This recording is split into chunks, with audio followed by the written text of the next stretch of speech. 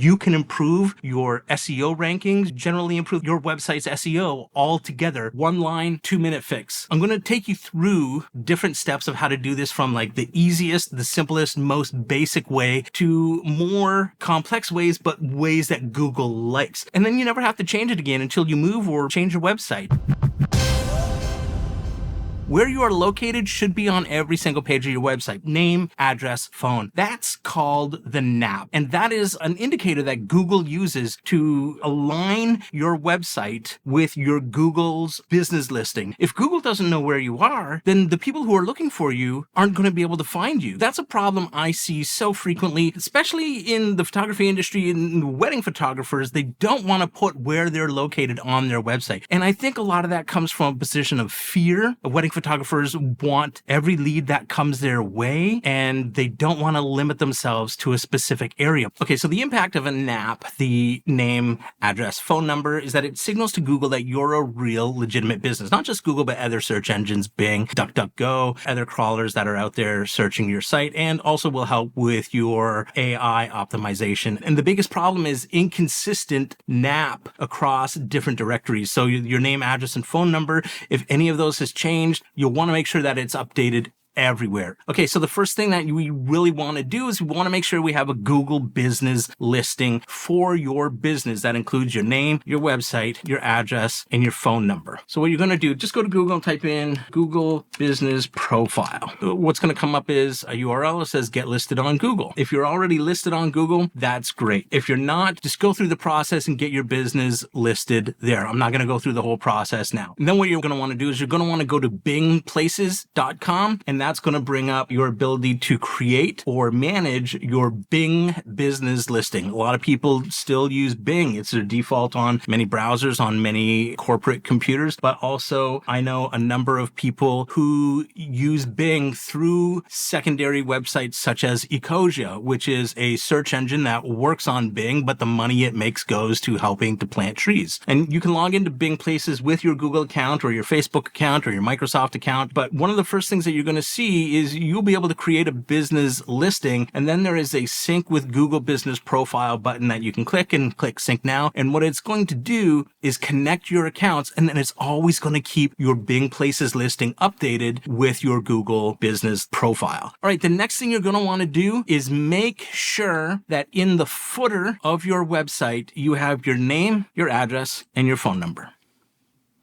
That's it. Maybe you have a dedicated contact page and you have that information on your contact page. That's great. Also put it in your footer. If you put it in your site footer, then it's on every single page on your website. Make it look exactly like your Google Business Profile looks. For your phone number, include the country code, then your area code, then your exchange, and then the suffix of the phone number. Format it very simply, +1 416 555 1234. Keep it simple. Don't use periods to separate your phone number because that's not consistent with how most other websites do it. You might want to do it because it's stylized that way, or that's how you do it personally and you like it personally, but don't do it because that's not how directory websites list phone numbers. They list them with dashes. So use dashes. So now you have your Google Business Profile, you have your NAP on your contact page, and you have your NAP in the footer of your website. That's going to be a massive improvement. Hey, it's been a few months since I recorded this video. It's been a few months since I uploaded a video, but I wanted to step in here for a quick moment and let you know that in the example you're seeing, the reason that I do not have my phone number on my website personally or my Google listing personally is because I have had viewers of this channel use my phone number to call me, and that's just not okay. It's something that I use for my business, and to have people calling me takes away from my ability to conduct business and takes away from my time to be able to actually run my business, because I am a full-time working photographer. This obviously is not a full-time job for me doing YouTube. But I just wanted to step in here and clarify that for you in case you're wondering, well, his phone number isn't on his website. That's the reason. Please don't call me. So the next step is to add structured data to your NAP. Structured data is coding that allows computers such as Google's web crawler to understand the information better so that it doesn't have to guess and try to figure it out. We've come a long way. An AI can look at your page and determine all that information, but if you can just say, this is a local business, this is the name, this is the description, this is the street address, this is the city, this is the province or state, this is the postal code, this is the phone number, you give it all that information, it knows exactly what that is. I'm going to show you two ways to do this. The first way is we're going to take just that simple little line that we're adding to the footer, and we're going to include the structured data in that line. So I don't expect you to know how to code. So what I've done is I've created a prompt that you can give to an LLM, a large language model such as ChatGPT or Claude or Google Gemini, to give you exactly the structured data that you need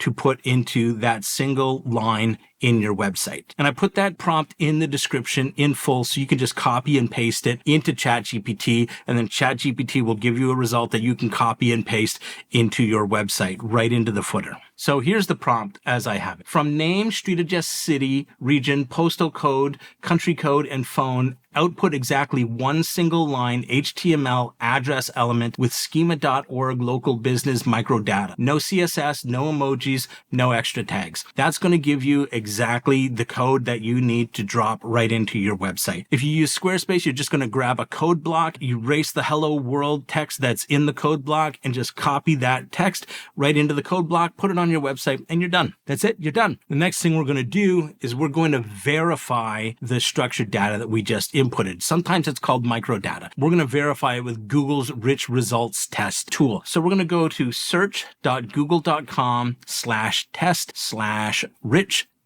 results. We're going to type in the URL of your website. Make sure that you've saved that code into your website and published your website, and make sure that it's saved and showing and live. And then you're just going to type the URL of your website in and get back a test result. We can expand the data to take a look and confirm that all the information is correct. Now, my results are showing some errors because of the way that Squarespace actually formats the structured data that you put into the business information page under selling. That's a problem I think Squarespace needs to fix, but we are correcting that by including the proper information in our rich text snippet. So you should get back a result that shows that everything is great, and that's great. That's it.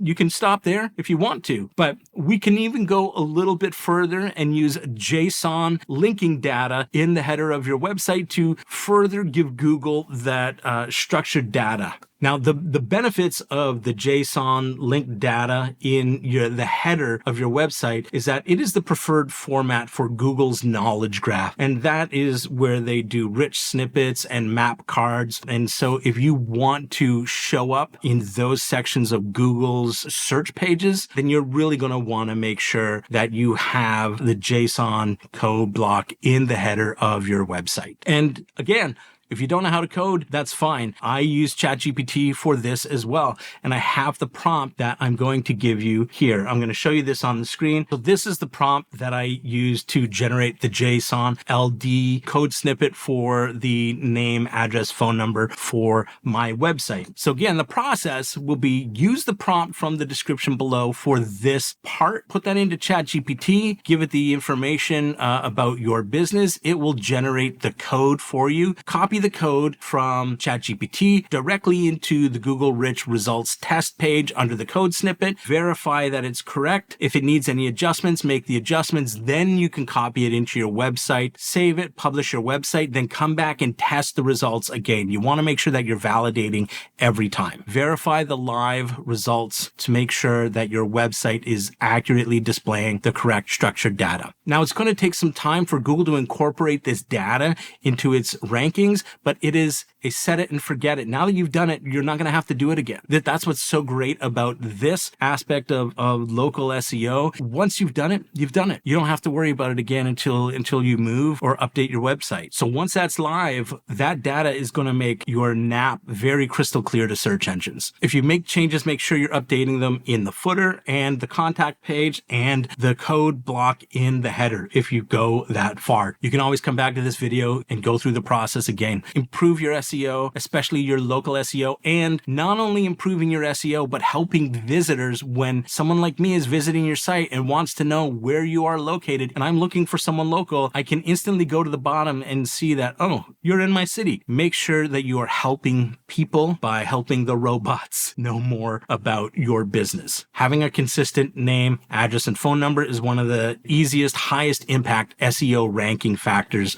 that you can implement on your website. And look, if you want to know more, grab a copy of the Ultimate SEO Guide for Photographers. You can get a link right here. You can click this or use the QR code on the screen. Get yourself a copy and go through the process of using the techniques that I've outlined in that ebook. It's 130 plus pages. Grab a copy of that book and make sure you stay up to date on your SEO. Go kick ass.